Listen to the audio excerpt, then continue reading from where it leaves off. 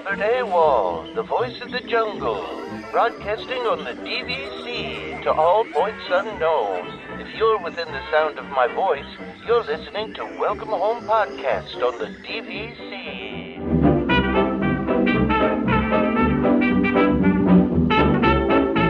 Hello and welcome home. This episode of Welcome Home is brought to you by DVC Rental Store. Thank you for joining us on episode 319 of Welcome Home, a Disney Parks and Vacation Club podcast. I'm Tom, here with Trevor. How's it going, Trevor? Hey, doing all right, Tom. How are you? Been a weird week, man. It's been a week, yes. Yeah, so off the top, all right, like just to get started here. So I wanted to mention we didn't have a show last week, and this was actually my fault. I forgot to mention on the previous episode, so I guess 2 weeks ago now, that I was going to be away for the weekend. In fact, I forgot to tell you even.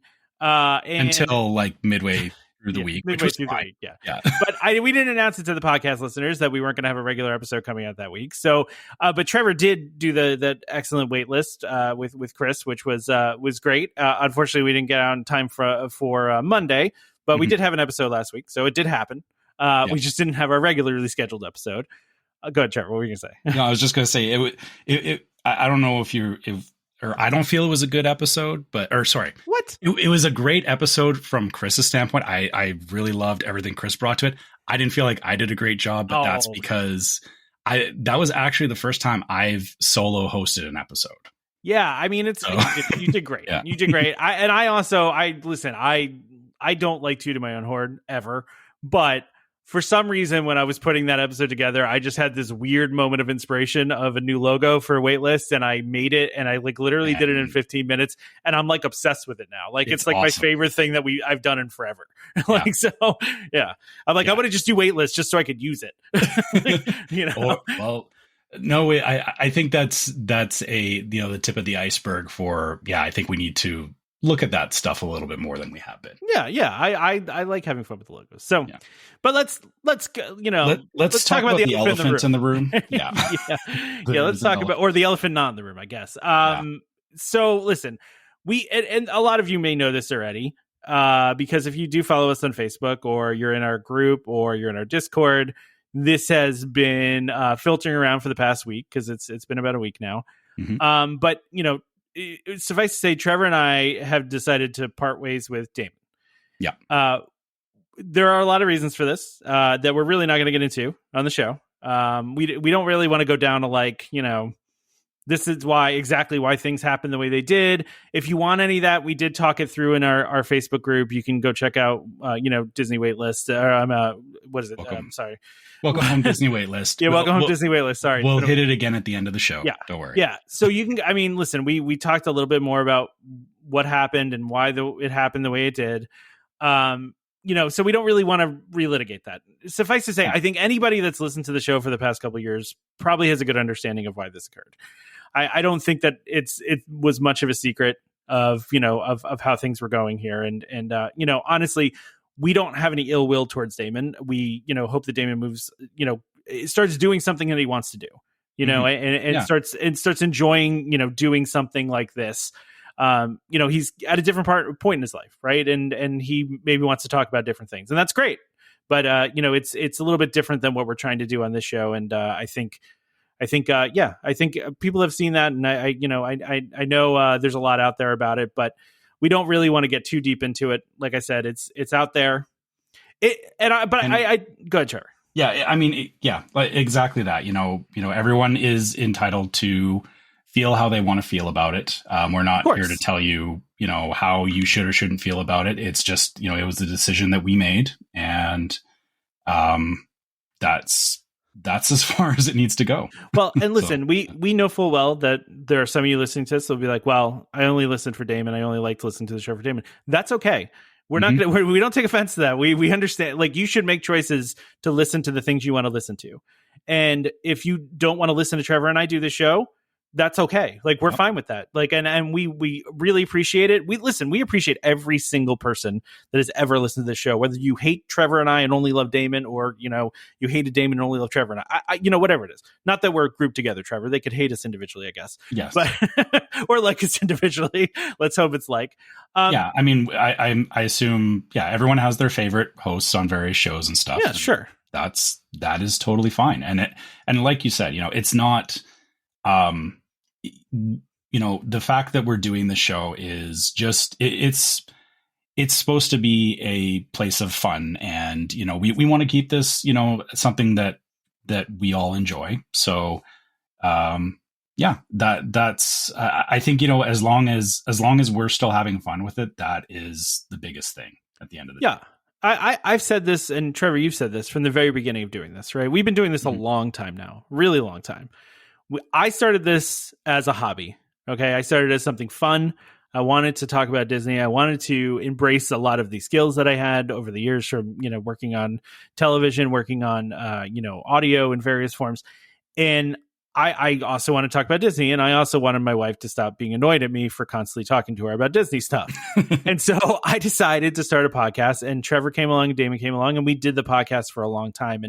But we've always said that, and I've always said that the minute that this stops becoming fun for us, then the show's over, because it's not supposed to be a business. It's not supposed to be about listener counts or, anything like that. This is to have fun. This is to, I love hanging out with Trevor and doing this. I always have. I mean, I enjoyed doing it with Damon a lot too. I'm not going to say I didn't. But it's when it becomes not fun for us anymore, then there's no more show, and that's, and I don't, listener counts, over the years have changed. They fluctuate. Sometimes we're up, sometimes we're down. Doesn't really matter to us. Right.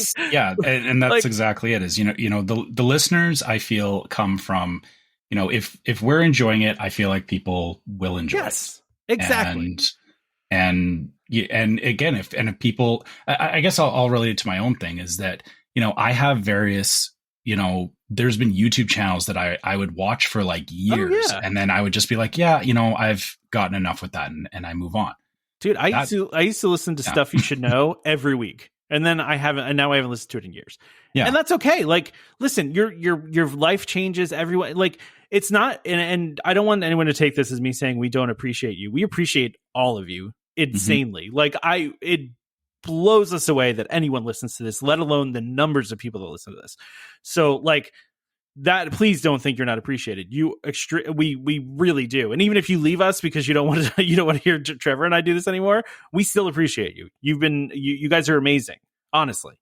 We saw a lot of that in in the group and the whatnot, like the group and the Discord and everything, when we said that that we made this decision. And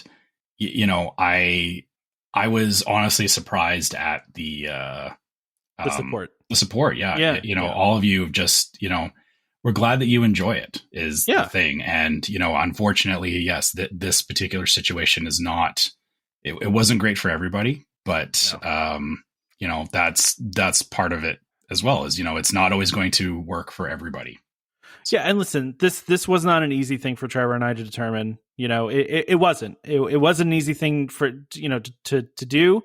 It wasn't, not everything kind of went the way we had hoped it was going to go. And that's how these things happen sometimes. I think when you work with anybody for a long time, there are certain things that happen behind the scenes or even in front of people that, it can build up and over time. And that's just what happens. And, it is what it is.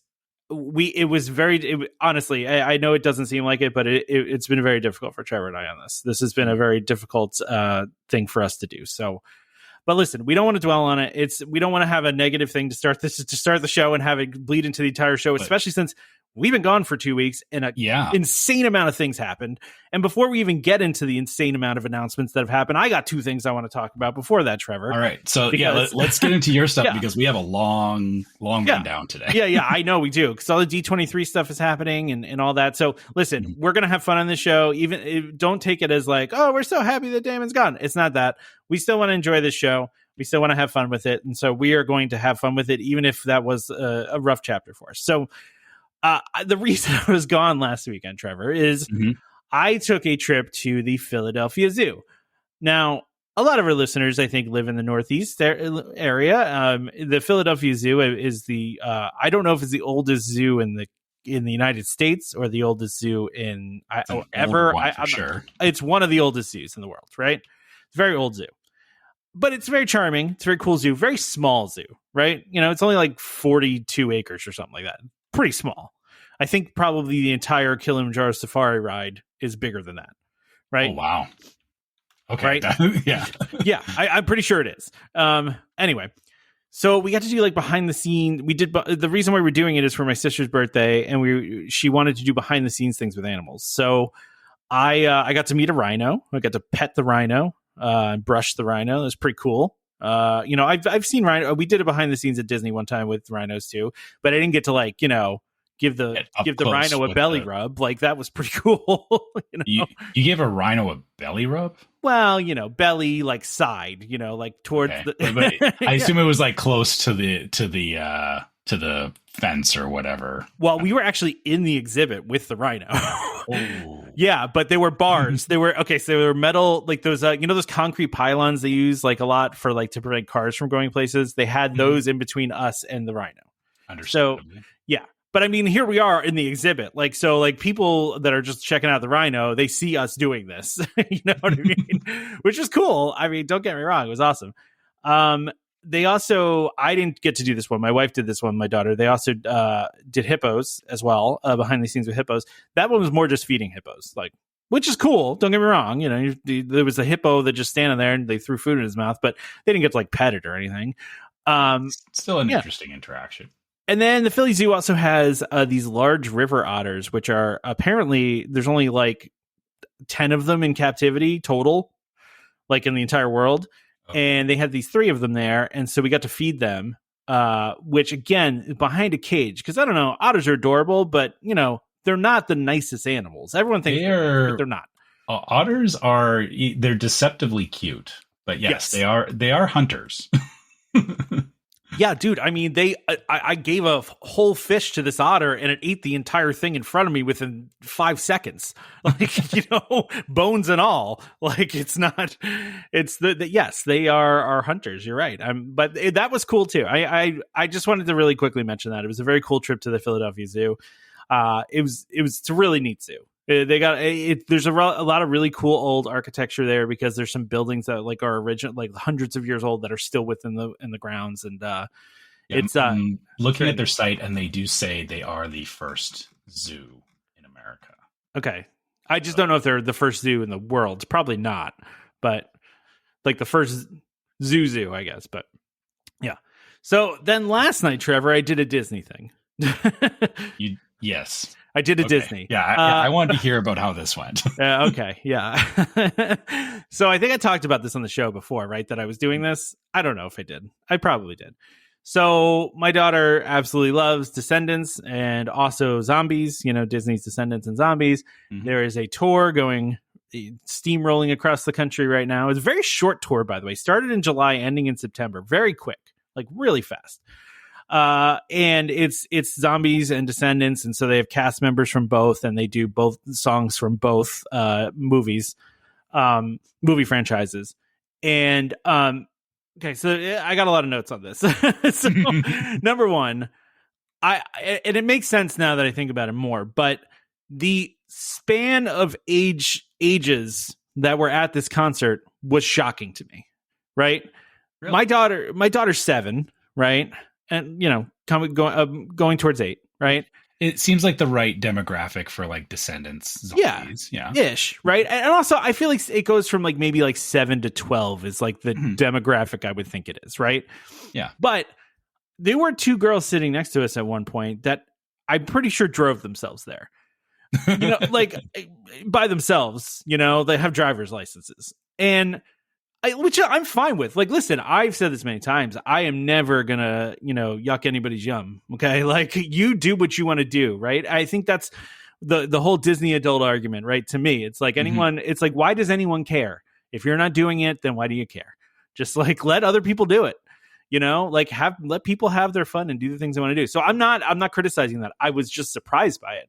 But then I thought about it, and the first Descendants movie came out like 10 years ago. So these girls that were 17 were my daughter's age when it came out. So I get it now. I get it. And I was actually going to point that out too, that, you know, my son was into Descendants back, you know, 10 years ago, because it was exactly that. You know, he was in that range of, you know, it was a Disney movie. It had, kind of like, going as far back as like High School Musical. Like there's people that are still like, likes High School Musical. I was kind of in that weird in between where like High School Musical came out after I was out of high school. So I was like, for me. Yeah. I was aware of it, but I wasn't like, oh, this was the greatest thing. I was like, yeah, it had some fun music and whatever. But yeah, for Descendants, I get that. I get why, you will have people that, just resonate with it. And they're like, hey, this is great. I want to see a concert of it. And, it spans many age groups now. And I guess, that's probably why they keep making them, right? Because they keep making new fans and engaging the current ones. And listen, I also saw plenty of adults rocking out to these. I will say there were a lot of costumes going on. Tons of people with costumes. Okay, I was going to say costumes as in on the stage or like people showing up. People showing up in costumes. Wow. No, like that is really done up, man. Like a lot. That is some fan dedication. I do also want to shout out, and I forget what listener it was now. Let me. I got to pull this up really quick so I give credit where credit is due, because one of the listeners had gone and warned me that I needed to bring on the Discord. It was Ashley. Okay, so thank you to Ashley. She said, "Have a great time. Be prepared for screaming girls when that new guy from Zombies 4 comes on stage." And I was like, "Look, man, I've been going to concerts my whole life. I've been going to sporting events. I've been in 80,000 person filled stadiums. Like whatever. This is not going to bother me." When I tell you, Trevor, that this was the loudest I have ever heard human beings make a sound, insane. Like it was so loud. I could not believe it. Like I was shocked by and sustained through the entire show. Right? Like never stopped. Every time one of those, one of those good looking guys comes on the stage, just they all lost their minds. Like you've seen Seeing Red, right? Yeah. No, listen, it's that. It's that. It's Jonas Brothers level. It's that. Yeah. That's where we're at with this, right? And listen, I get it. It's fine. But I was like, I honestly discounted what Ashley said, and I should not have. I kind of wish I hit her earplugs, because I was like, man, this is, because it's not just like cheering. It's like screaming, It's like screeching at a different level.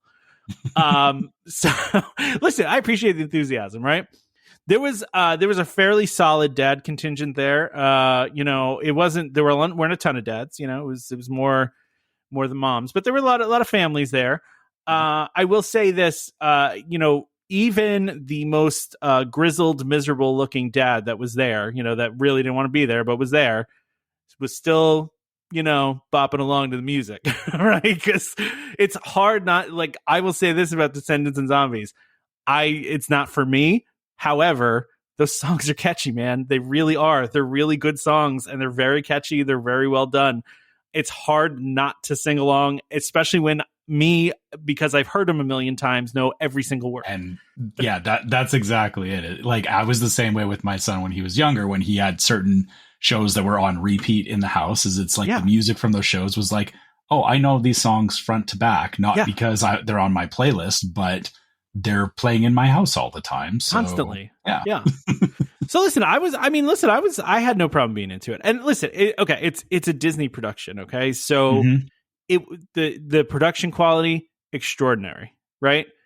They did incredible effects. They had these kids all over the stage. They had a separate stage with a platform in the middle that like went up and down, like, very like Maleficent, from Fantasmic esque. There's lasers going on. There's smoke. There's, there's projection mapping they're doing on the stage. It's like a moving around show. That's pretty impressive. Because you think about like the Disney shows that you see like in the parks or on the cruises, but those are like set up in a theater that's built. Yeah, it's already got all that stuff together. Yeah. Well, and the more impressive part to me, Trevor, if you look at their schedule, they're literally doing a show like every day or every other day. Like there's only 2 weeks left in this tour, and they've got like another 12 shows across the country. Like, it's probably crazy is that they probably have two sets of that's what I was saying to Karen. Yeah. And they're literally like, as they're performing one, they're setting up for the next one. And then they take down and move and set up like, yeah, that's exactly insane. What I was saying to my wife last night, because she hates when I get into logistics and stuff, but I find it fascinating because I'm like, there is no way. First of all, it's a 3-hour show.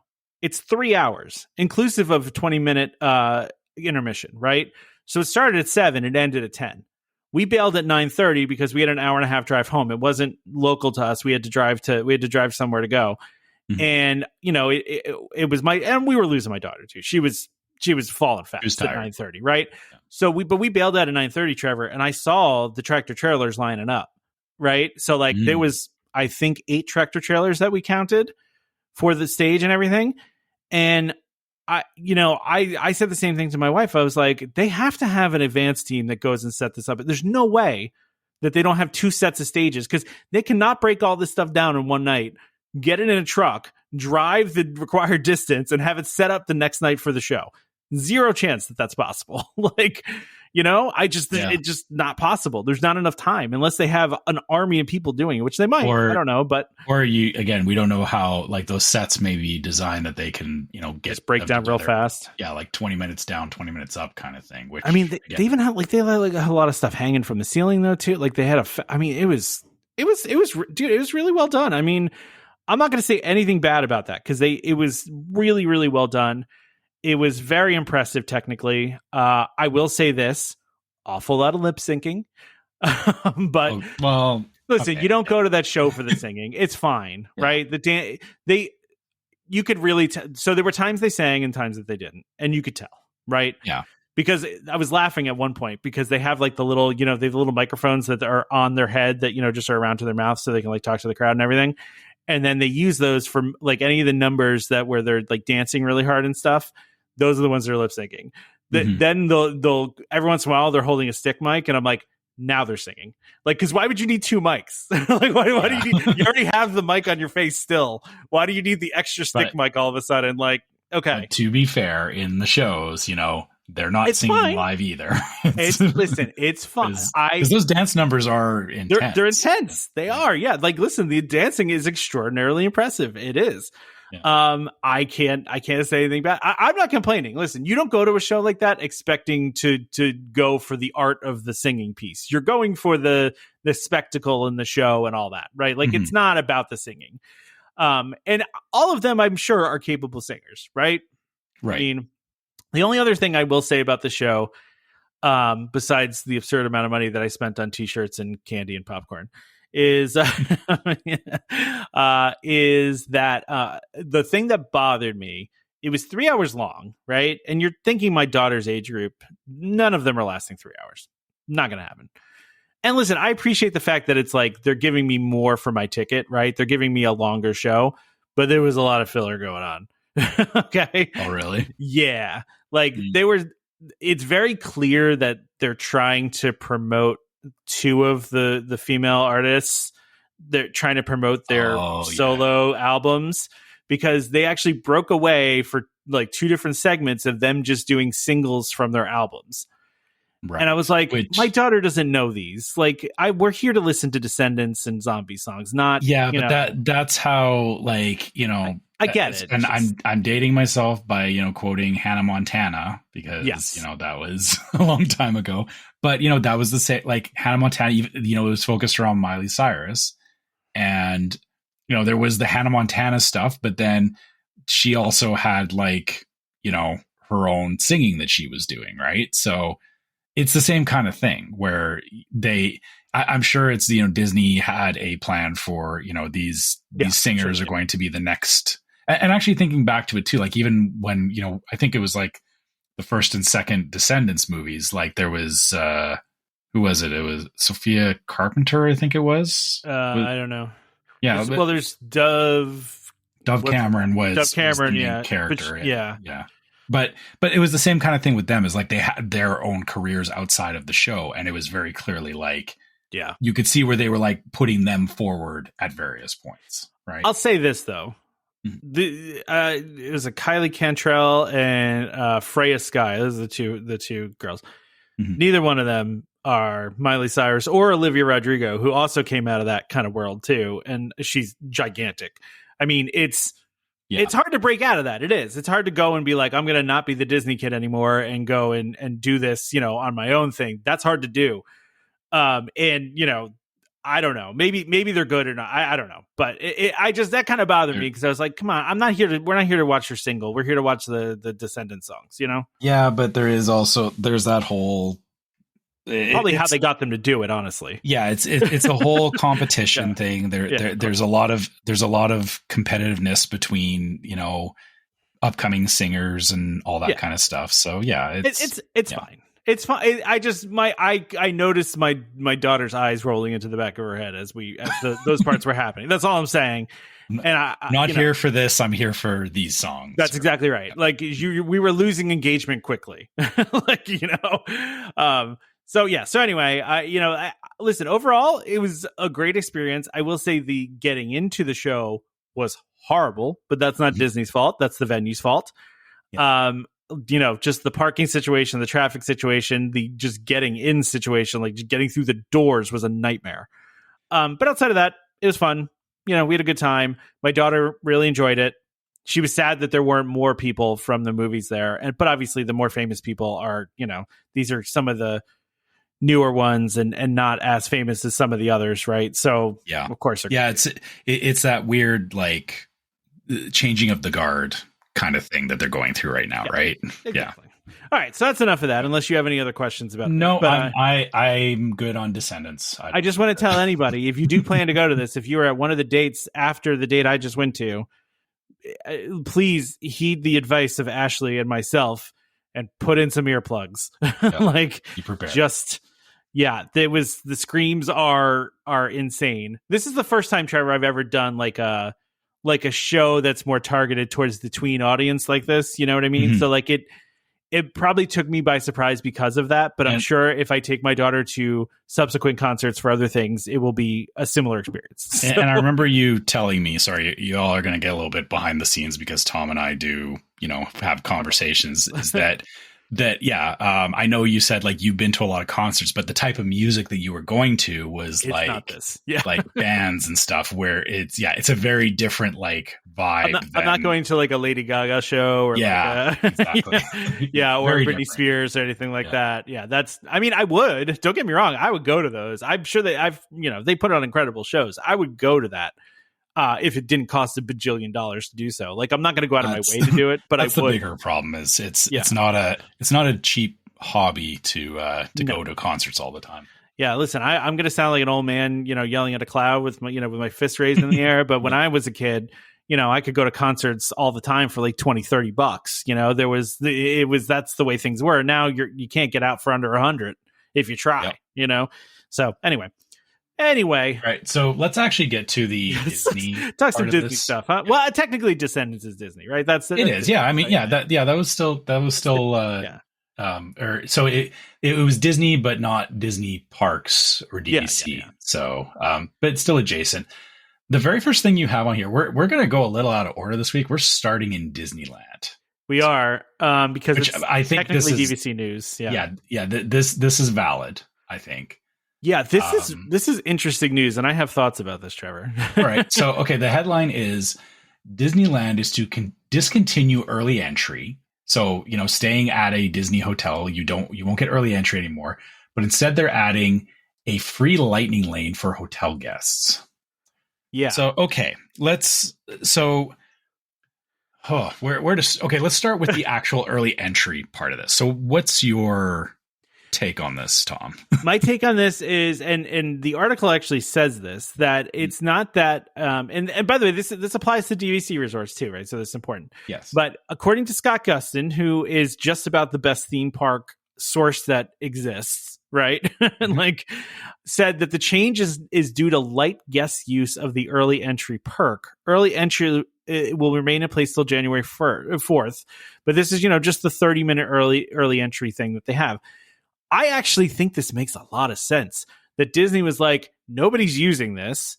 So instead of continuing to do this, why don't we just split the difference and say, we'll throw you a free Lightning Lane pass as your benefit instead of early entry, because you probably were only going to get one ride in during a half hour anyway, right?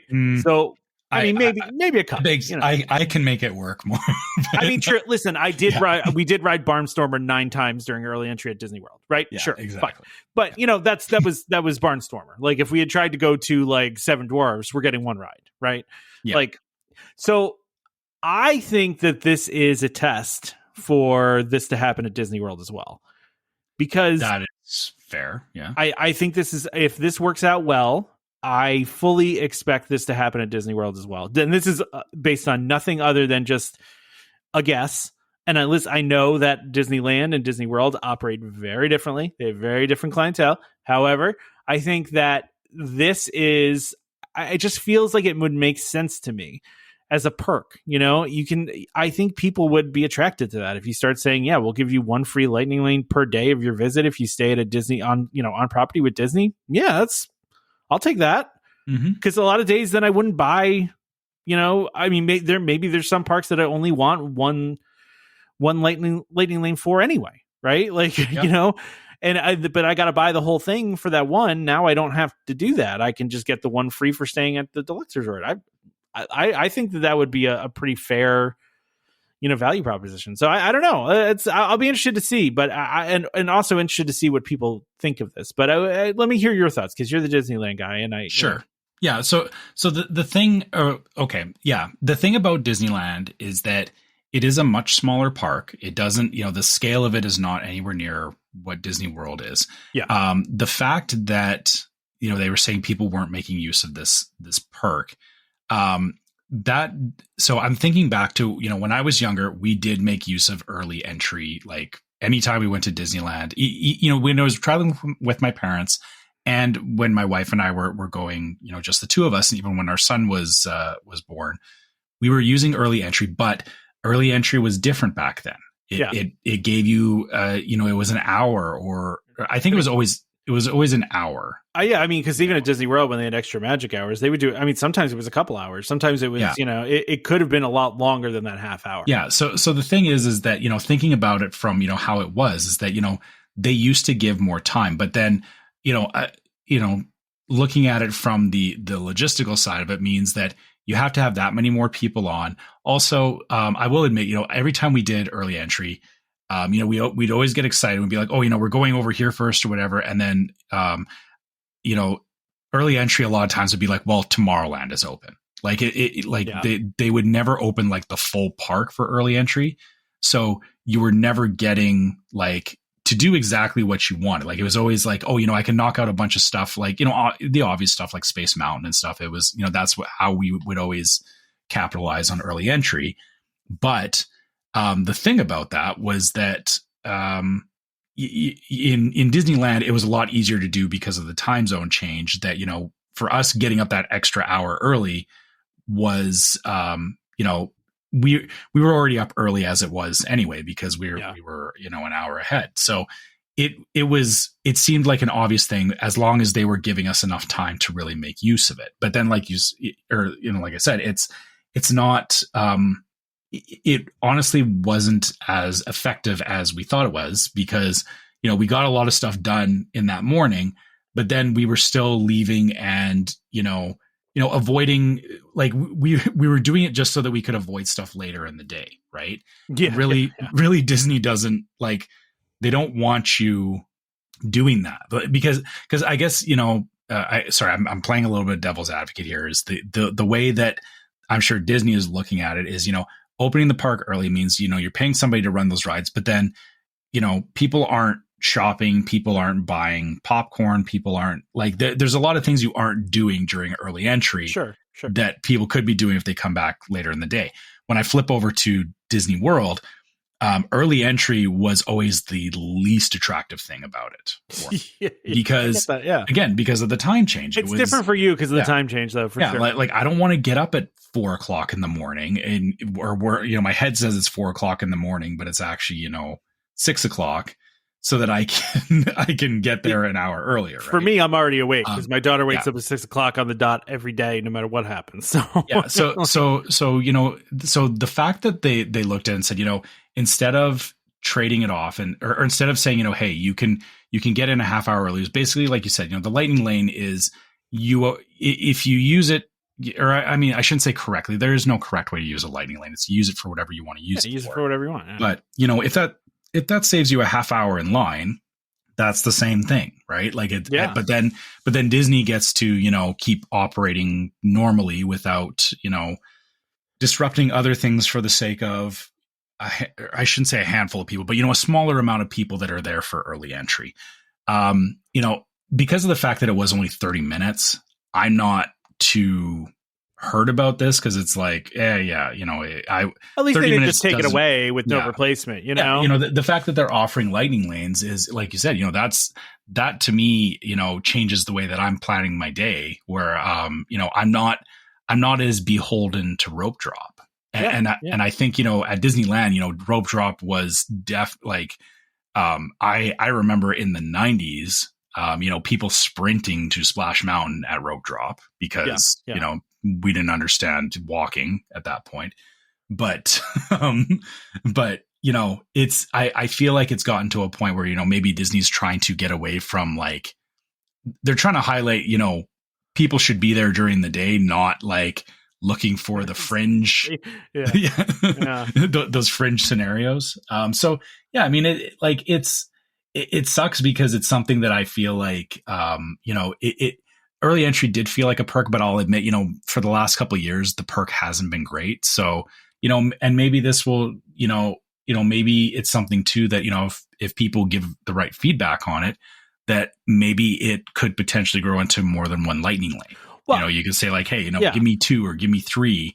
And, that kind of gets us back to, old fast pass days. If you're staying on property, it's like, hey, I get 3 fast passes a day. And then, outside of that, I can get multi-pass if I want to, having those 3 a day seems like pretty good value. Right. And I guess I just look at this change as it's having the same effect just without you having to wake up early. Right. It's now you don't have to wake up early, but you still get that one ride in, or, it's not, maybe not as many as you would have gotten, but it's still, you get one ride in and you don't have to wait as long.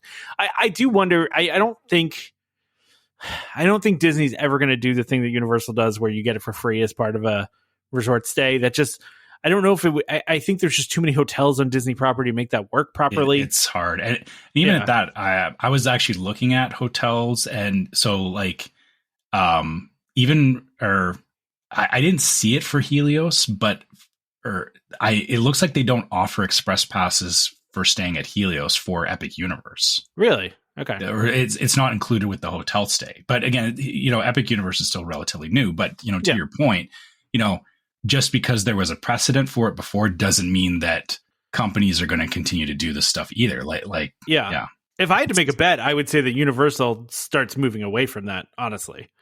As they build more resorts and as they get more attendance from things like Epic Universe, I think they'll have to move away from it operationally. It's going to be difficult for them to maintain that because you get to a certain point where if everybody has Express Pass, then nobody has Express Pass because then it just becomes the standby line, right? It's exactly, so that's why Disney controls it the way they do. So listen, I don't think that this is negative necessarily. I will be interested to see what if this, expands to Disney World. I think it means, the next time I'm there, I can, set my alarm for 10 o'clock and roll in and you wander in and get on Haunted Mansion at 11:30 and, and then go have lunch. That's the way to do it, man. So we also though have D23 going on, which I'm not gonna lie, it's been a crazy week, and I kind of forgot to see D23 was going on. I totally blanked that it was this weekend as well, and then I started seeing all the news coming out. And I was like, oh no, now I have to extend the show even more. I am super pumped for this first piece of information here. Right? Okay, let's preface this by saying I think there's 2 things on this list that I feel are the big things, and the rest are kind of nice to have. Yeah. So for the longest time now, I've talked about this before on the show. I love Carousel of Progress. Yeah. Carousel of Progress is something I've talked about. My mom went on the Carousel of Progress at the World's Fair in, I think it was 19, whatever World's Fair it was. I don't remember off the top of my head. She actually went on it at the World's Fair. And so for me, it's got a weird, like, it's not a nostalgic thing for me, but my mom, it always was. And so she would always make a point to take us on the Carousel of Progress. And I probably didn't appreciate it until I was an adult, but although my daughter likes it, but she's a little bit of a, cooler person than I am, but the idea that they're going to make some investment in update it, which has been rumored for a long time now, right? Like this has been rumored for a very long time. It actually feels like they are replacing some stuff. So, but I can't tell that completely, right? So, the first thing we're seeing here is that it looks like now Walt Disney is going to introduce the show in animatronic form, right? Yeah. So there's like a pre-scene now, or so they're adding to the show with the pre-scene, but then the rest of the show is not going to fundamentally change. Like this is not. Or I guess the way. Is it I don't know about that because they kind of say that there's going to be more announcements about this. Okay, well, I'm going from a place of I'm not looking at this as the ride is going to change the same way that Splash Mountain changed to Tiana's bike adventure. Like it's still going to be Carousel of Progress. Yes, it's just. Yeah, I do wonder if this Walt Disney piece is going in that very first room where right now they just have like the medallion on the wall and the curtain, and then and I don't know if there's anything behind that curtain. I don't know if it has enough space to do this. It kind of looks like it's that curtain from the concept art here, right? It looks like it's that opening curtain, and so this is what we're getting is a Walt Disney animatronic that is going to. Introduce the ride, in Walt Disney's voice, which is awesome because if you know anything about Carousel of Progress, Walt Disney designed this. Like it was his idea, right? Like literally his idea. But what they said here, Trevor, is there are still plenty of additional details to be revealed, including what John, Sarah, and the rest of the family are up to. Disney Imagineers love this attraction, and the heart of it will stay the same while introducing the Carousel of Progress to an entirely new generation of fans, showing them that a great big beautiful tomorrow is just a dream away. To me, that says they're going to update stuff. Like that's, and the last scene, I think we can all say needs an update, right? It's the last scene is stuck in the 90s. It's stuck in the 90s, and maybe they need to move the decades up a little bit. Like maybe the starting point needs to move up. Now, listen, I don't want anything to go because I do love the classicness of it, but at some point you're going to end up with a really big jump from the last scene to like from the last scene to the one before it. I mean, funny enough, technically you can say it was a big jump, but like they literally do span decades. They do between the scenes anyway. So it's just that the decades that were picked to represent they were just arbitrarily decided on as the points that they're jumping decades. In. Yeah. So yeah, there is no rule saying that they have to keep stuff from the mid-century or whatever. Like they do have free reign to update it however they see fit. You're right though, is that I hope that they keep the original charm of it, and I hope that I hope that the future scene, it should be. And I don't know. This is always the thing I struggle with. It should be an updated, like future, like presenting like the futuristic part of it, right? Yeah. It should be updated, but it's also like I hope that they don't, or I hope that they don't like try to use it as another like show, like an Interventions kind of thing, right? Where oh, here's like the current like amazing thing, but it's like, but in 5 years, that's irrelevant. That's all, irrelevant. Right? Yeah. Like, or even 2 years, Yeah. I like that we're getting Mr. Rogers, Walt Disney here with the sweater. Yeah. The vibe is very, reminds me of, the old like Disneyland Presents things that he did or even when he was talking about Epcot, like that's actually what the scene is like when he was like, which I love previewing Epcot, right? So I love all of this. I even if it's going to mean some updates to the other show, I would love to see like the most updated animatronics going on in this ride. I mean, there's so much they could do to this ride, and I truly believe, Trevor, they are going to do the right thing here and not go. I believe that they love this ride and they understand that this ride is a symbol of Disney, you know, Walt Disney, but also Walt Disney World, and they're going to be careful about it. So I believe that. I think they will. So. Yeah. So let's wait and see what comes of that. So I would like to. Do we ad now, and then we're going to talk about the rest, or what do we? So actually, before we do the ad, can we just? I want to touch on the Tron overlay. Yes, I was going to ask you about this, Trevor. Yeah. Okay. So Tron is getting its first overlay ever, which is exciting. So Tron Ares is the movie that's going to be coming out here, and they're doing a Tron Ares version of Light Cycle Run, which has music from Nine Inch Nails. So the fact that they went with 9 Inch Nails for this was a little surprising to me, but also I like the fact that the canopy is getting that bright red. Like that's. Well, this is a funny overlay to me, Trevor, because like really all they have to do is like flip a switch and it's like, now it's red, you know, like, yeah, but which is fine. I guess, like, I don't care. Like it's cool, but I have to wonder though, like, you know, obviously it sounds like they're going to do the music as well. So like Tron, like the music is part of Tron Light Cycle Run. So obviously you're going to get different music. I have to wonder if there might be like, there is opportunities for them to change like the queue and stuff because of how it's phrased or how the queue is framed. There is different like teams and stuff in there, and it's very easy to add in something from Ares into there, I feel. So but yeah, you know, just the fact that they're like, you know, doing something doing like I never expected Tron to get an overlay even when, you know, new movies come out, but the fact that they're trying to, you know, do that is, you know, it's not that it's always going to be amazing, but it's better than nothing. No, listen, I actually have a more important question for you, Trevor. Sure. Is will the new Tron movie be the thing that gets you back to the movie theater?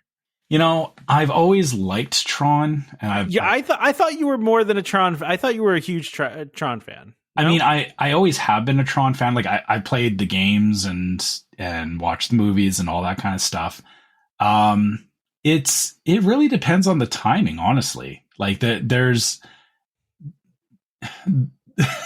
the best way I can explain it is, if the release of this movie doesn't come on a weekend where there's nothing else going on for me, you can go. You don't have to go opening weekend. I mean, you know, but it's this thing where it's like if it goes far enough where I get distracted by other things, I just forget, and then I'm like, that's fair. Like I'm just like, I don't have time for this. Like I don't, and it's not that I don't have time for this, but also like I'll look at it and go, well, I might, or, you know, if it's been out in theaters for a couple of weeks, it's like it'll be out on Disney Plus at some point. I'll watch it then.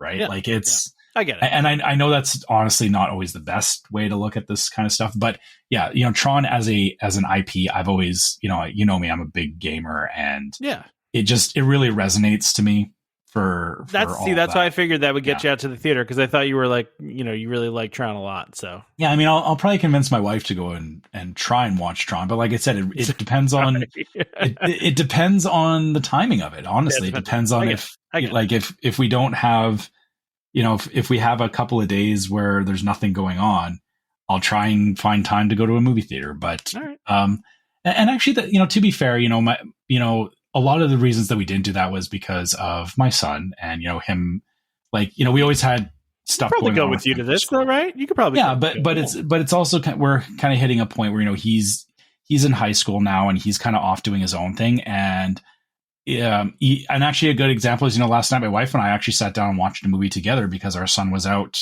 with his friends, and I've not sat down and watched movies in a while because, you know, we're always doing stuff as a family. But now he's kind of doing his own thing. So my wife and I are starting to find things to do together again.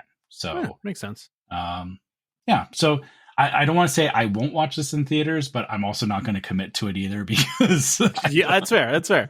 I don't want to say, yeah, for sure I'll go. Like, I mean, I do like Tron. I will watch this. I just don't know in what format. Okay. That's fair. That's fair. All right. Why don't we do our ad, and then we got a couple other D23 things, and listen, there's not a ton of things from D23, but there are also other announcements that came out too, and some of these we will blow through, some of them we will not, but we will see. Okay, this week our sponsor is DVC Rental Store. DVC Rental Store is a World of DVC company that offers magical vacations at incredible value. Save up to 60% off retail rates at premium Disney resorts. DVC Rental Store now includes deposits as low as 25% at the time of booking, and a built-in cancellation policy for every reservation. As always, DVC Rental Store pays out the most to members looking to rent their points.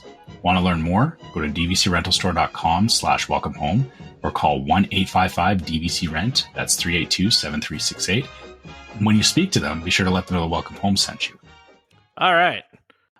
So this also, there's also a lot of villains talk going on over at D23, which, because we have the villains theme land that's happening, even though we really haven't heard much about it.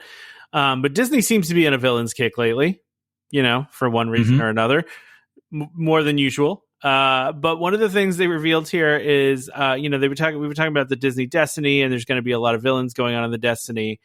But they did announce a meet and play character encounter with Dr. Facilier, which looks like he's doing like card tricks in this concept art, which I would be cool to do, but it seems like you can only do it for like 4 people at a time. But that's still a really cool way to do. I agree. A character meet, because I assume you're going to have like a magician or somebody there doing this, doing magic tricks, right? Yeah. And I feel like that's far more interesting than just like a typical, like hi, wave, get a picture kind of thing, right? Like this. Yeah, I agree. It's an interaction. Yeah, it's like it was almost like, remember the talking Mickey head where the talking Mickey used to say your name, and like it was that was like a different level of character meet and greet. Like it was a whole different kind of thing. This is the same kind of thing. It also mentions this charming illusionist may be lurking around the upper levels of the Grand Hall or in his own makeshift parlor, inviting guests for a card trick or sleight of hand. So yeah, they're gonna have a magician doing this, obviously. Yeah. See, I love that. I love it too. I do love that because I've had all of the experiences that I've had at Disney that like really stuck with me was always like when either you're not expecting and like somebody walks up to you, like, I've talked about the story of, my brother getting involved with, a cow or a sheriff and a robber, like in Frontierland. Yeah. But then also like, when you walk into somewhere and it's like you feel like you stumbled upon something that shouldn't be there. Like I like how they're describing this as like, it's his own, his makeshift parlor, right? Where it's like, I like that. Yeah. Like I feel like you're going to be walking into, like a small, like they're showing the concept art, a small room, and it feels very intimate and very like that it's just being done for you. Right. Yeah, like exactly. Even though I'm sure it's, there's going to be like people moving through and all that kind of stuff. But yeah, that's a very cool way to bring in a character interaction like that. Agreed. They also have announced a new villains themed party, but not in the States. This is going to be at Hong Kong Disneyland on September 19th. It's called Uninvited, a Villains Takeover Party. It says it'll include elements of a cavalcade. What does that mean? Elements of a cavalcade. Okay. Elements of a cavalcade, a street show, and a musical when I just say a cavalcade, and a musical spectacle, showcasing various Disney villains, including Maleficent, the Mistress of Evil, because Maleficent has to be everywhere. But yeah, listen, I am surprised they're taking this long to do this kind of stuff. I think that this is going to be, honestly, once I'm going to make a prediction now. When the Villains Land opens at Disney World, I think they're going to have a separate party that's a villains theme party that is going to during the Halloween time that is going to be maybe a little scarier. I'm just gonna say right now. You'll have Mickey's not so scary, and you'll have the villains. Yeah. Maleficent's scary, Yeah. Not Universal level, Hollywood, not Horror Nights. I don't know why I just said Hollywood. Halloween Horror Nights. But it's funny. I always want to call it Hollywood Horror Nights as well. For some I don't know why I just said that. I know it's Halloween Horror Nights. I don't know. It sounds better. But I think this is. It's not surprising, and they're Disney's doing what they do best, which is promoting something before it exists. Right, like they're building up this whole villain thing to get an anticipation going for what's going to be the villain's land, and that's going to be, I mean, as far as we know, that's the only villain's land is going to be at Disney World. You know, maybe they'll spread it to elsewhere at some point, but yeah, maybe this is part of a plan that, you know, they may announce something for Hong Kong Disneyland. Yeah. The last thing on here, Trevor, is about Napa Rose. I don't really feel like I need to talk about this, but if you want to talk about it, we can. No, I'm good. But they have new concept art for it. If you want to see it, go to Disney Parks Blog. You can see it. Napa Rose is nice. It's just another sit down. Yeah, I do also want to. And we can jump right over this because I don't think we need to talk about it long. Disney did announce a opening date for Zootopia Better Zoogether, which is November 7th. Is that the same date that the movie comes out? Because I think the movie comes out in November, does it not? Sounds close. And yeah, that kind of tracks with let's see where it is. I can't find it quickly. What, the release date? Yeah.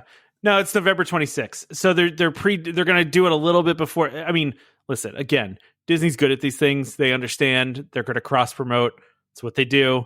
So they're going to start the ride before the movie comes out to pump up the movie even more, and then the movie would pump up the ride. It's cyclical. It goes around, right? It's not even a ride; it's a show. Sorry, show. Apologies. Yeah, but yeah, it's a show, and hopefully no more spiders coming down from the ceiling. Oh boy, yeah. I hope not. Yeah. Unless it's spider monkeys. I mean, they could. Yeah. They could do spider monkeys, but yeah, it was funny. I was actually talking with my wife about this because she kind of forgot that this show or that this was coming. That the Zootopia one was coming. Yeah. Or no, she thought that like Better Zoogether. She was like, oh, they just announced like a Zootopia land opening. Like she was thinking like, like Hong Kong or something like that. No, that's the one Animal Kingdom. And I said, and I was like, it's not the land, it's just the show. And then she was like, where? And I'm like, you remember where Tough to Be a Bug is? And she's like, oh yeah. Yeah, that show's gone now. Yeah. It was just that like moment of like, oh yeah, I forgot about that show. But yeah, hopefully though, yeah, exactly to your point that this ends up being like, maybe it'll be a good precursor into the the movie itself. But it sounds like they've also been, or there's a new character in it that is not probably going to be in the new movie, though, right? Well, no, because the way that I was understanding this is that so this Heidi Howler, which is this slick talking wolf, yeah, I think they're specific to this show. Oh, okay, well that's cool. Or at least that's how I understood it. I'll have to go back and read the article again. But I mean, I feel like knowing Disney, even if that character isn't like a main character in the new movie, that is going to show up somewhere like in the background, right? Yeah, they'll probably be like a cameo or something. But then it sounds like they're going to be more like front and center to Better Zoogether. So yeah, it seems like they're hosting the show almost, right? Like, yeah. Okay, yeah. I want to jump to this, Trevor, but I also feel like this news is stale dated at this point because Beacon Barrel is now open, right? So like we kind of missed this one. Well, to be fair, we kind of talked about the menu at Beacon Barrel, and but now we have actual pictures from inside it, and yeah. I am extraordinarily impressed with the theming in this bar. I think it looks incredible. I saw that the bird kind of waddles around and talks to on the shelf. Yeah, which is kind of great. I mean, we hope that was going to be the case. Yeah, the sinking ships and the bottles and everything. Yeah, there's a lot of detail. It's I remember you saying you were hoping that this was going to kind of play out like some of the places you've been to on the cruise ships. Yeah, it kind of seems like it. Yeah. The one thing though that is kind of, it's just a little funny aside is.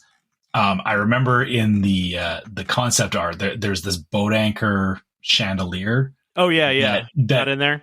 Well, no, it's there, but I remember there was a particular concept art that made it look like there was like fire coming out of it. Well, yeah. There is some candles on it, but they're not real. We know they look very like muted, right? Like it does like it's more of a lighting effect, not like something impressive, I guess. But I think this whole bar looks incredibly impressive, especially with how quickly I feel like they put this together. I think the theming is excellent. Like the skull behind the bar, like that anchor looks pretty cool to me too. I think it all looks awesome. I feel like they put a lot of time into this one and did a nice job with it. Yeah, for sure. Like I said, yeah, even though I'm kind of like, just lamenting on, concept art never fully. No, it never turns out the same. No. But yeah, overall it looks good.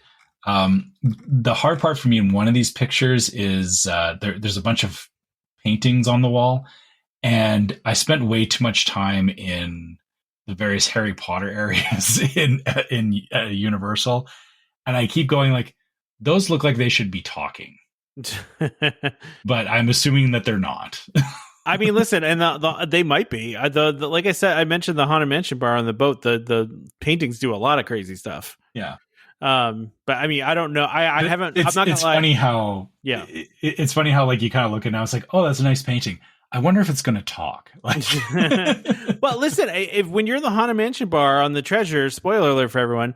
Like, you just walk in and you think they're real paintings, and then as things get more and more perilous as you sit there, right? And like, it is kind of weird, and you don't expect it, but it's extraordinarily cool. Like, but yeah, no, I get what you're saying. It's that, yeah, I'm not gonna lie. I probably needed to be more up on this, but I've had a crazy week, and I have not had a chance to look at like actual videos of any of this stuff and like some of the things going around this. I need to do so because I do want to see. I want to see some video tours of what it looks like. I want to see the bird talking and all that stuff. I just unfortunately have not gotten to it yet. But now let me ask you this, do you feel that this is somewhere that you would stop on your next trip in Magic Kingdom? Yes. Okay. Like you would tell your family, no, this is where we're eating for lunch. No, I don't know about lunch. I would say to just go and hang out for a few and like have a fun drink and maybe a little app. I would do it for that. I'm not going to have lunch there for sure. Oh, so you don't feel it's worth like a full sit down? No, because it's more like snacky. It's like the menu was not that. I mean, it was smaller. It was not like lunch worthy, I think. That's fair. Yeah, no, but I definitely want to check it out. I mean, I still haven't gone to the Star Wars one, and I've wanted to do that too. And listen, we've had other priorities over the past couple of years here with my daughter. But I do feel like this she would enjoy just because of how cool the pirate theme is. Like I think she'd be into it, Yeah. I mean, I feel the weird thing about pirates is that, everyone could say, well, it's pirates are not for everybody, except that they are. They are. Yeah. Like they're absolutely for everybody. Yeah. Yeah. Like it always felt like, that, or well, I guess where the line always was like the pirate versus princess thing. But it feels like the pirate stuff is far more like, just, anybody can show up and get excited about it. Like, my wife loves pirates, and it's like, that's fine. Like everybody should be enjoying it, I guess. I totally agree. I think everybody can enjoy this, even though there is alcohol served, sure, but there's also not alcohol served. You can get mocktails, you can get, there's lots of stuff you can do that isn't alcoholic. So, you can think good. I think the more that I'm looking at this, that I'm initially I was like in my head, I was like, oh, this would be like I would plan to like hit this up, for lunch, eat here, then go ride pirates kind of thing. But now that I'm thinking about it a little bit more, I'm seeing where you're coming from with the, drop in the afternoon and actually, hitting this up in the afternoon. Yeah. And, getting out of the sun for a bit, having a drink and just, some snacks. Taking in the atmosphere. Yeah. That's how it was at the Haunted Mansion bar. They didn't have snacks there. You just kind of like went in, hung out and enjoyed the theming and the atmosphere. Like you didn't really need to see what do happens. Much else. Yeah. See all the things that happen. Absolutely. Yeah. So, we're going to stay in Magic Kingdom for a little while for anybody that's listening. Yeah. We got a couple of different things here in Magic Kingdom. The first one is the new ride vehicles for Buzz Lightyear, which, yes, we know that this is this might be a little bit older. Yeah, it's a little older, but we didn't get to talk about it. Yeah. What do you think about these updated cars? I'm excited for a lot of reasons here. First of all, they kept the same style, We kind of talked about this. Like, I was worried we were going to lose in the overhaul. The very, I mean, I didn't think we would, but like just looking at like the look of these. First of all, the structure is essentially the same. These look just like the ones that they've done overseas with other. Yeah. I mean, it's probably the exact same thing, right? But I love the fact that there's just like decals on it that look like decals that would be on the Buzz Lightyear toy. You know what I mean? Like, like the headlights on. Yeah, the headlight. Yeah, like it looks like it should have headlights, but they're just like stickers. Yeah, even the logo on the front, right? It's like it looks like a decal that you would put on a toy, right? But and then we have obviously, and first of all, we've needed new ride vehicles. We talked about this before. Those ride vehicles were original to the original ride. Well, the second. Yeah. They were old. They were like 40, 50 years old, right? These are brand new. Yeah, it says in the article that they were originally from 1972. Yeah. From Delta Dream Flight.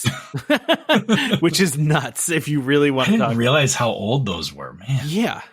Yeah, I didn't see this in, it's funny, I used this article, Trevor, but I didn't see this in this article, but I did see it in other articles. The screen is updated. Mm-hmm. So you can, it's a digital screen. It's not like the old clock version. Yeah, like a clock face. Yeah. Yeah. The old digital clock version. It's like an actual, like, real screen. It's, you can see it in some of these different ones here, but, it's much different. And it looks like they're going to keep the spinning part, right? So the spinning's not going away. Mm-hmm. So that's good news too. Because I know some people were worried about that, but again, these ride vehicles are essentially the exact same ones that they have at other parks already. So, which I'm fine with. I don't care. Reuse it. It doesn't need to be anything special for Magic Kingdom. We just needed something that wasn't what was there. And the guns. Like you're not like these guns are again. I've seen the other ones that they used in like Disneyland. These are going to be so much better. And they're auto fire too. There's no, like you're not going to come off of this with a sore. Oh no, you probably still will because people will just naturally want to like do that. Yeah, pulling the trigger. Yeah, but also even holding down a trigger for an extended period gets tiring. But the guns themselves are they're smaller and it's not taking up the entire front of the ride. I believe these are trigger free, by the way, Trevor. I believe that you don't have to do anything. They literally just auto fires. Yeah. They just shoot. Oh, okay. Which I actually kind of like too, because it actually levels the playing fields, right? It's not about how quickly you can move your finger. It's about your aim and your strategy, right? It makes it so that the daughter is on the same level fire. As yeah. Somebody doing rapid fire can't, go crazy with it. Yeah.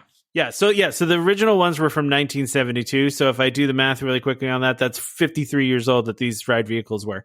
So yeah, I have no nostalgia for the 50 some year old. For these particular Omnimover ones, there are other other ones that are older. Yeah, there are others, but yeah, get rid of them. Let's get new ones. I'm excited. Let's do it. Yeah, and color palette wise, I feel it's closer to. Or the old Buzz Lightyear stuff like was it was emulating the cartoon is the thing, and it was a lot of I felt like there was a lot of like overbearing neon in it, whereas the new one is like there's still the green and the red and everything, but it's not like hitting you in the face. Exactly. Let's move on to Big Thunder. Yeah. Okay. This one is, I actually really wanted to talk about this because I am super excited. I am too. I know we've been saying about, getting I'm assuming that this is going to get the same love that the one in Disneyland got, which, got the updated, finale, but there's a lot more to this too. Like they've shown like the opening cave looks like it's going to get some redos. Yeah, so we have concept art of the opening cave. I also absolutely love the portrait they have here of Barnabas T. Bullion, which is Tony Baxter. Yeah, very clearly Tony Baxter. Which, if you don't know who Tony Baxter is a legendary Imagineer, and he's the one who designed Big Thunder. I just like that they made a dastardly Tony Baxter with the mustache. It's fantastic, and it's should absolutely be there. Like if Tony Baxter didn't get this like painted out for him and put on his wall, it's like he has to, right? Totally. He is retired now, unfortunately, but listen, he's the driving force between a lot of your favorite rides at Disney is Tony Baxter. Mm-hmm. But yeah, Barnabas T. Bullion, and which I like them. One of the things I love about Big Thunder is the backstory of it, and the fact that they are even doing a little more with it too. I really like. I just love that they're filling in the backstory even more, because like you could pick up the backstory from like for the queue and everything, but like they don't outline it overtly, right? Yeah. But now, I mean, they're adding to this, and I really hope this portrait is somewhere in the queue. Like, has to be. Yeah. Right. I mean, there was so many, like, if the hard part is that if you look at the queue, there is a ton of like, it does tell a story, but it does. Walking through the queue, unless you've got time to really like stop and look at all these things, you're not catching it. But having a picture of Barnabas there is like, I feel like it's going to kind of bring people, it kind of brings in more of the, not, oh, this is just a train ride. Like it gives them a chance to kind of build into like if you read the story and everything, the lore, like, yeah, they're saying like, oh, this was a natural wonder or whatever, but there's something going on behind something strange the scenes, right? Yeah, like even from the article here, they say, rainbow caverns are certainly beautiful, but they ain't as friendly as they first appear. In fact, that menacing rumble deep from within the mountain may be a sign that we ain't welcome. Like, yeah, okay. Yeah, I mean, I fully expect, Trevor, that it says one such moment comes with trains rattle their way underground to a spectacular natural cavern full of phosphorescent pools, shimmering and illuminating iridescent stalagmites and stalactites, and it makes it seem like they're going to make it rumble, like actually shake in there.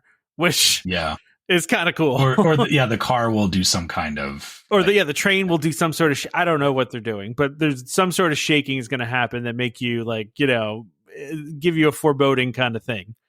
I like that they called out stalagmites and stalactites. That they were specific about that. The ones on the floor and the ones on the ceiling. Do you know how to tell the difference or the easy way to tell if you're talking about a stalagmite or stalactite? I don't know. This is going to be a Trevor fun fact here. This is a Trevor fun fact because I love this. This is actually how I keep them straight. Is that stalagmites have G in them, which is for ground. Stalactites have C in them, which is for ceiling. That makes total sense. Yeah, that's a great little handy thing. I'm going to forget it. Yeah. But if you ever see a stalagmite, you'll be able to go, oh, that's a stalagmite. It's like how I remember how to spell dessert versus desert. There's an extra S because I want extra helpings of it. Exactly. That actually, I'll go back to that after we're done with the topic. Hold on. Just I forgot one thing about my night last night. So this is cool. I will say this is just a peek. And one of the blogs noticed, I'm not going to say which one because I don't want to, but one of the blogs noticed that they had originally updated the attraction page to include details about the end scene that sounded very similar to the one at Disneyland.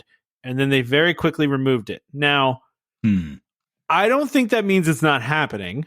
I think it could mean that it got announced before they wanted to, that maybe somebody updated that before they should have. And that, there's more announcements to come here because again, they even say there's more magic for guests. Yeah. There's more new magic for guests. Maybe we'll finally get an on-ride photo for this. I mean, I don't know why it's taking them so long. I mean, they should do an on-ride photo, but it shouldn't be a photo. Yeah. It should be like, we should get like some Seven Dwarfs Mine Train. Treatment. And the video. Yeah. Do the video, do the whole thing. Exactly. But I do hope that the last room is like it is at Disneyland because I hope they iterate on it and make it even better than that, like with the newest technology, because listen, they are doing a full refurbishment of this. This is top to bottom. They put in brand new track, so it's literally brand new. It's like a brand new ride.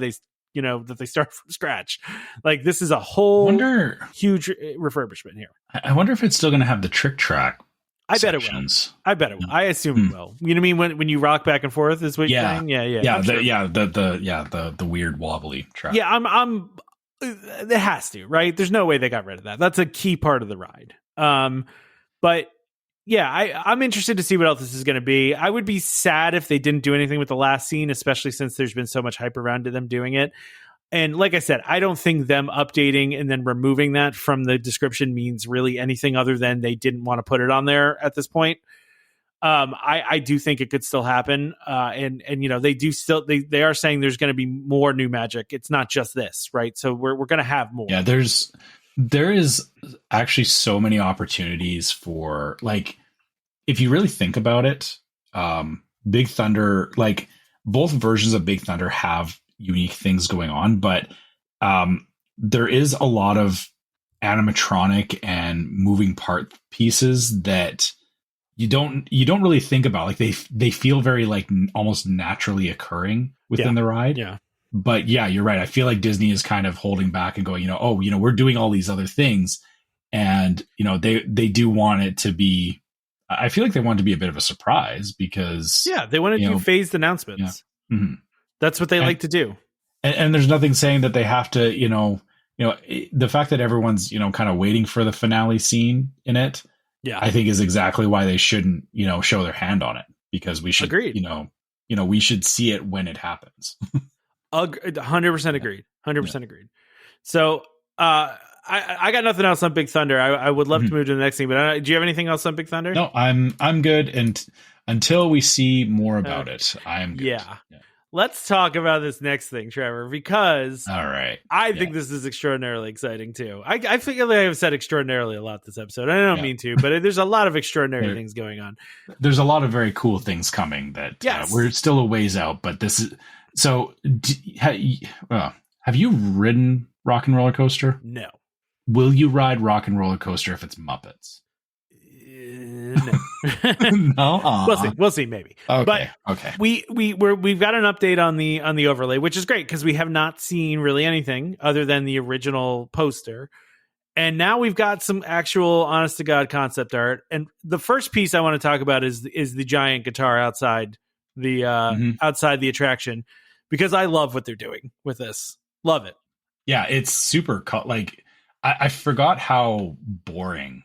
The coaster, or you think a giant guitar cannot be boring, but yes, it looks great. Like, I mean, so they're making it like super psychedelic and like very very really fitting in with the Electric Mayhem, Yeah. Although it's funny that they're doing Rock and Roller Coaster starring the Muppets, not starring the Electric Mayhem, right? But it is starring all of a bunch of the Muppets, right? I feel like they have to say the Muppets because so Electric Mayhem is definitely in there, but as you see in the concept art, the penguins are in there. It looks like the penguins are there. They're gonna have Kermit and Miss Piggy and all that. Like it wouldn't be fair if they said it was just starring Electric Mayhem. I feel like. They're not giving the rest of the Muppets credit for it, right? But I love the fact, Trevor, that we are now going to have animatronics in this ride, right? You're getting the penguins, like you said. You're getting Scooter. Now it seems clear to me the Electric Mayhem and Kermit and Miss Piggy are screens, which fine. Yeah. But at least we're getting the penguins, because I love the penguins. I don't know about you. I've always enjoyed the penguins and like the fact they're always just doing the menial jobs for the Muppets. But and then Scooter makes sense too, because Scooter's always doing all that stuff. So but yeah, no, I think this looks awesome. Yeah, I mean, well, it's funny because all it's really shown us is just the queue, right? Because this is the queue in the pre-show that is the biggest part of it, but. I'm now I'm trying to think of how the rest of the ride is going to change, because it's going to be interesting. Yeah. Because I guess it is feasible that we'll still end up in the back alley behind the studio, because that's how it played out in the original. Well, and that's kind of what it says here. The Electric Mayhem are headlining their biggest Hollywood concert ever. Anyone who's anyone is in attendance to witness. Animal, Dr. Teeth, and the rest of the Groove-tastic group rock the house down. There's just one problem: the band is nowhere to be found. So there you go. Yeah. But yeah, so I like I said, I just think this looks cool. Yeah. But yeah, like I said, I don't have any notes on it at this point, besides, I want to see how these animatronics are going to play in, because it like the opening or the pre-show scene. I'm thinking about like how it was done, like where the penguins are sitting. I feel like you could, or I thought you could see like, or maybe I don't think you could actually see the floor there. Oh, really? Like it's a weird. It's kind of weird how they did it, like because there's like glass, and then there's like the booth where the penguins would be, and then there's where the where Aerosmith was, or where Electric Mayhem's going to be. But I'm trying to remember if you actually could like properly see the room, or if it was just like a facade and there was like nothing there, right? Like a video, because it's been a while, right? Yeah. I guess I could go back and rewatch a video of it, but they do mention here, Trevor, by the way, it says the iconic scenery and landmarks of Tinseltown will feature a Muppet twist for the inside part. Okay, so because they're just going to retheme it to be it's because it's very like Hollywood themed in there, but I guess they don't have to completely redo it, but I'm assuming there'll be like little Muppet nods on all the signs and whatnot. I was trying to find it here. So there is actually a this coaster that's used in Rock and Roller Coaster it exists elsewhere. There's another or it's somewhere else, outdoor but version. It's outdoor, so you could actually see how the coaster works. Which I know you don't do crazy fast, I know. but it's I've seen it before. It's a good coaster, like but I guess to be fair, like you like my wife could always do the she's done this before with us, where she's waited in line, we've gone through all the pre-shows, and then she gets to the front and she opts out and we get on the ride. I could right? So you could do that, and I assume Karen will want to ride it. 1,000%. This is the ride's called Express, and it's at Holland. It's in the Netherlands. Mm-hmm. So you can actually see it. It's the same ride, except it's actually it's the initial launch that's the worst part. The rest of it is not all that bad. There's a lot of inversions of this, but I know what you're saying. Well, actually, to start off, at least. Only the two. It's to start off, because it does like a half loop, a corkscrew, and then another half loop. So that makes for two inversions, which could be a lot, but you're right. The rest is just kind of like going around. But listen, we'll have to see what the inside of this is going to look like. It seems like they're just going to kind of there's a corkscrew in there too in the middle. But anyway, I'm just watching a video of it right now as we're talking. What was I going to say? Listen, I think the part of why people love Muppet Vision 3D is that the queue in the pre-show, besides the show itself, were filled with so many funny references and so much humor that went along with the Muppets. If they can replicate that same thing in Rock and Roller Coaster, I think it's going to be a really popular choice. I also think that this thing is going to be a merch bonanza. Easily. This is going to kill in merch. and it's funny because every time that I've gone on Rock and Roller Coaster, I get off of it and they put you right into the the gift shop, and that's one of the few gift shops that I walk straight out of. Just why you don't even look at anything. Because they're why would you? It's nothing that I'm, because it was a lot of like Aerosmith and like Rock and Roller Coaster merch, but it was always like starring Aerosmith, and it was like you could get like I think they had like a laser printing machine there where you could get like key tags done and stuff like that, and I was like no, but exactly that is if I get off this ride and it's like, oh, there's Muppet like all the Muppet merch from Courtyard, but also themed to like rock and roll and like psychedelic, and dude, it's gonna there's so many opportunities for them to do fun stuff with this, and like you said, the stuff through the queue, all that kind of stuff is just I like this. To me is far more appealing than I liked Rocking Roller Coaster because it was a fun roller coaster, but the actual theming of it, they were showing off music and all that, which rightfully so. There's lots of people that appreciate that. For me, it was I was not at Disney to go and look at Aerosmith merch. Right? So it was like, like this is exactly like, hitting that, there's all this Muppet stuff there and a great roller coaster. Really, as much as people are missing the show, I feel this is a good trade-off. Yeah. Like it's revitalizing an existing ride that needed it badly. And it's just like you said, I feel it's going to open itself up to, lots of fun stuff for them to do with it. Yeah, I don't know if I called this out back in when the announcement for the Monsters Inc. Coaster was made, but didn't I say like 5 years ago that they should turn Rock and Roller Coaster into a door coaster, and now they're just doing the door coaster standalone? Yeah, I mean, I'm sure I got that from somewhere, but I swear to you, I said many times that they need to turn that into a door coaster. Yeah, that's been, it was one of those things that, it was like, that whole scene would have made for a cool roller coaster. Yeah, it's like, easy. I'm not saying I'm a genius for coming up with it. I feel like it was the easy thing to do, but now they're doing it. So yeah, great. Yeah. So listen, I mean, I just imagine, the meme of the guy rubbing his hands together, like licking his lips behind, poking out from behind the tree. I just imagine someone in Disney merchandising is doing this with this new Muppets ride. Like, just they're gonna make so much cool stuff. You're gonna see that all over the place.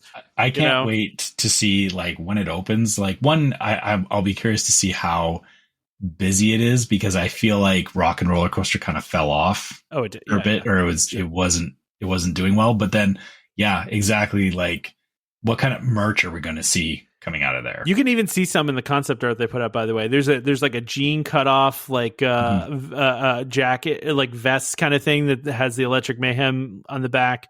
There's people wearing like glow sticks all over the place. Oh, the people in the taking the pictures. Oh yeah. If you look at it, you can see. I mean, I don't know if that's what the merch is going to be. There's just probably somebody just making some examples of what it could be. But I mean, you could see any of those happening. You see the mouth that's up there. You're like, I mean, there's lots of stuff they could do here. I mean, this is going to be cool. It's going to be really cool. I actually totally blanked on the neon or the glow in the dark armbands and stuff. I wonder if that I haven't thought about those in a minute. Think about, I mean, Disney loves their glow up stuff, man. If you're going to make something psychedelic and crazy colored here, of course they're going to sell that stuff around Rock and Roller Coaster. But those glow in the dark things from the bracelets and stuff from when you were a kid, they're just going to have those around. Dude, they're around my house all the time because my daughter gets them in birthday party gift, bags. We used to get them too. No, I mean, why wouldn't they sell some light up stuff or it doesn't even need to be the little ones that you break the thing inside. It could, like an LED light up one would be really cool. I could see that happening more, right? And just this kind of psychedelic thing. I mean, it does seem like whoever did this concept art has an idea for this, the Mayhem thing, because there's also that same logo is in on somebody's shirt in the queue as well. Yeah, so, I see that. Yeah. It's a little obscured, but there's definitely going to be Mayhem merch. Oh yeah. This is gonna, like I said, I think it's gonna be huge for merch. And so the last thing here, and remind me to mention the other thing I'll just do it now. I wanted to, so going back to my Descendants night really quickly before we talk about Tokyo DisneySea and wrap things up.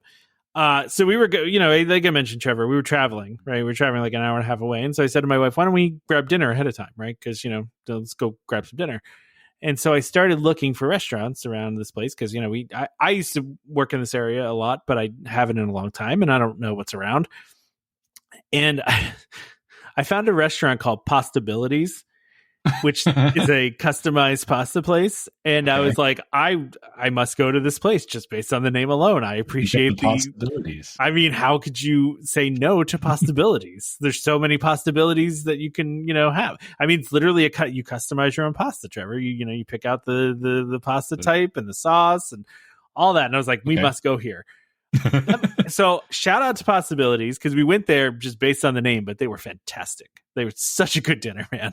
It was great. Cool little family run place. So if you're ever in Greensboro, North Carolina, go to Possibilities because they were awesome. fantastic service, great ambiance. I loved it. We had a great time there. So anyway, I figured you would enjoy the name possibilities as much as I did. So. It actually makes me think I want to go get some pasta for dinner. Right? Maybe I'll do that. Dude, as soon as I saw that, I was like, oh man, that sounds great. But before we get to dinner, why don't we let's talk about Tokyo DisneySea, right? Tokyo DisneySea. So we just finished. You're talking about things you want to eat, but I'm sure that the one of the first pictures on here is this shrimp-filled ukiwa bun. Okay. Yeah. This is for their 25th anniversary, right? Their 25th anniversary, the Sparkling Jubilee. That's what they're saying here. Yes. So they have. I like the aesthetic of it. By the way, the 20, like the color. It's like that. Oh yeah, it's a turquoise, diamondy kind of thing, but it's not. It's not the dark purple that they did for Disneyland. No, it's got some of that though. The iridescent kind of thing going on there. Yeah, but like I said, it's more like that, like turquoise green and whatnot. Yeah. Which is really nice. But then like I said, they immediately leaned in with these shrimp buns, which I'm assuming are. We should mention this starts April 15, 2026. So you still have quite a while before this starts. Yeah, if you're planning a trip to Tokyo Disney. Yes, it's going to feature new entertainment, colorful park decor, food, beverage items, and of course, merchandise.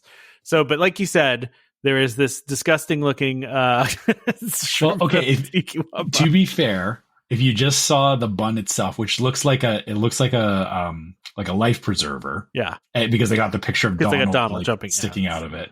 If you didn't know that it was shrimp filled, like take away the one picture of the open one there, would you? If it's just a bun, I would eat it. I mean, it looks good, and then you open it up and it looks like there's some sort of, I don't know what in there. It looks just like crab meat or shrimp or anything. Yeah, well, it's shrimp filled. Yeah, I'm good. Okay, well, I'll have one. But, okay, you do that. Moving on. You have that. But listen, there's not a lot else here. But they are just announcing the celebrations happening. They're showing some pictures of like what the outfits are going to look like and all that fun stuff. The color, there's a name for the color, Trevor. It's Jubilee Blue. Jubilee Blue. All right. Yeah, so the color is Sparkling Jubilee. So I like that one of like in bold it says big question, will Duffy and friends be there? Yes, of course. Please. Is that really a question? Please. They're gonna do like a Sparkling Jubilee celebration. So Mickey Mouse and friends are gonna sail into the harbor on a specially decorated barge. So that's cool. I guess there's gonna be a limited time show called Dance the Globe. Mickey and Gunn, Dance the Globe has a bunch of different characters and what on here. In the bottom right hand corner, that looks like Hero from Big Hero 6. That is Hero. That is definitely Hero. Yeah. So that's interesting. You don't see a lot of over here you don't see as much Big Hero 6 stuff, but obviously they do like it. Who's doing the flipping over here? Like, are those just people? Because I mean, there are just some generic people in here, aren't there? Yeah, it looks like there's like some acrobatics and stuff, but then they specifically call out a couple the three Caballeros are in there, and Mirabelle from Encanto, Chippendale, of course, and and Rafiki for some reason, unclear why. Rafiki's just there. Cool. Rafiki's a vibe. I like Rafiki. He just shows up and he's just like cool. It's just a weird group of people on this concept. You got Mickey in the middle. You've got Donald. You've got Goofy. You got Minnie. Great. You got Chip and Dale there, and then randomly Rafiki. Like, I don't know. Anyway. So you got the Dance the Globe thing, which is going to have Mickey and his friends, Rapunzel, Hero. Okay, so there you go. It actually does list Hero and Mirabelle. So you got that, and then there's going to be the facade of the Tokyo DisneySea Hotel Miracosta is going to have some projection mapping going on, accompanied by the theme song of the anniversary. So it's also getting its own theme song too, Trevor. Oh, yeah. All right. Its own theme song. There's going to be some special decor. They're going to put stuff up all over the place. It's going to be some new food and beverage items. Who knows? Maybe once we get closer, Trevor, we'll do a food time. Yeah, I'm sure we'll have to look into it, and of course, be upset because they'll do something cool with this. Oh yeah, that we'll never see because of course. There's lots of fun stuff that happens in the Asia parks. Disney doesn't have to pay for it. Yeah. Yes, I know, but come on, like that's why they do these things. You can bring a couple of things over for us to see. Listen, we can't complain that much when there's. We just talked about a ton of things going. Yeah, you're right. You're right. I shouldn't be like that because we just we had a whole bunch of stuff announced and we're getting a whole bunch of stuff. And I think it's a matter of the grass is greener on the other side. Of course. Sometimes. Of course. Well, I guess maybe the grass is more Jubilee blue on the other side. There you go. That's a good one. That's good. I like that. The grass is filled with shrimp-filled stuff. Shrimp-filled Jubilee blue. Yeah, shrimp-filled Jubilee blue items. All right. So this is the point of the show where we've gotten punchy because we've talked for too long. So yeah, this has been a long episode, but again, it was a little overdue. And so I guess let's get to the wrap up. So, we'll start with again, mentioning that you can always find us at welcomehomepodcast@gmail.com. We love hearing from you guys and hearing what you think about the show and, sharing your trip reports and all that kind of stuff. You can also find us on social media. So we are on Facebook as Welcome Home Podcast, YouTube as Welcome Home Podcast, and Instagram as Welcome Home Pics. On Facebook, make sure you check out our group Welcome Home Disney Waitlist, where we have all kinds of conversations about stuff from the show and just general Disney stuff. And all the, if you're wanting a good, Disney group, that's the one I say, where the Disney group you should come hang out in. And if you would like to help support the show, you can go to our Patreon, which is patreon.com/welcomehomepod. You can check out our different levels of Patreon support there. Which you can get different merch from that, and all of our Patreon supporters get access to the Discord server, which is yet another place that we talk about all the stuff that we talk about on the show. It's again, just another place to connect with other people, sharing things. I'll actually just shout out again to Chris, who came on for our waitlist last week. He's in the Discord server with us and put it to us that he wanted to talk about Adventures by Disney. So happy you did, Chris. It was it was great to hear about your experience on there. So, and I should also say we're going to try and do more of that kind of stuff in the future as well. So we know some of you have trip reports or interesting things that you've done that you want to share, and we're going to work to get that stuff out. Just be patient. We're kind of we're in the middle of doing some housekeeping stuff at the moment. Well, so we didn't talk about this in the beginning of the show, and we probably should, Trevor. But yes, there's changes going to be coming to the show, right? There are things that Trevor and I have wanted to do for a long time that we haven't done, and for various reasons. But now we are going to start, doing some different things on the show than we've done before. This might include things like more video. This could be, we may at some point kind of reboot the podcast with a new name, and, we might get another host. I don't know. These are all conversations. None of this is final. Yeah. So, I'm just saying, just know that this is a jumping off point for Trevor and I. It's almost like we're starting the podcast over again. And so a lot of the things over the years that we've talked about and wanted to do that we haven't necessarily done, maybe we might do it now. And that's exciting for us because there's a lot of new kind of ideas and thoughts coming through here, and we're going to start doing these things. So keep an eye out for that. And last but not least, as we're wrapping it up here, for anything we have talked about on the show, or if you want to help support the show, as usual, you can always leave us a 5-star review on any platform that you're listening on. That does help more people get to the show. If it's something that you like and you want to share, put it out there. Giving the 5 stars helps the algorithm. Also put it out there. If you've got, if there's people that you think might enjoy the show, just point them our way, because we would like to get this to we do this because we enjoy it, but also we want to share it with people, and if people want to listen to it, please keep sharing it. Don't ever stop. And also, on iTunes, if you want to leave us a review on there, you can always do so, because we love hearing what you guys think about the show. I should also mention we don't have a website at the moment. We will be creating a new website. So if you're someone that uses if you're someone that used the website regularly, apologies, but we will have a website back again sometime soon here. Yes. But yeah, just bear with us on that one. So, but on top of the reviews and all that fun stuff, don't forget to subscribe to Welcome Home Podcast so you can be reminded every time we release a new episode.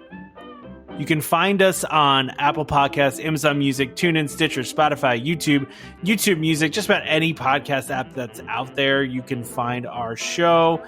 And a huge thank you, by the way, to our sponsors, DVC Rental Store, for sponsoring this episode. We plan to have them on more too. DVC Resale Market and Rental Store, and now their new ventures selling tickets and all that stuff. They are an integral part of our show, and they will be joining us more and more and doing more fun things with us. So join us next time for more Disney Parks discussion. Of course, more DVC talk. We hope to see you all real soon. This is Skipper Albert Awol, the voice of the jungle, signing off from Welcome Home Podcast on the DVC. Do a huddle when we hit a chair. How she can cuddle is no man's affair. I looked around from pole to pole, found her in a sugar bowl.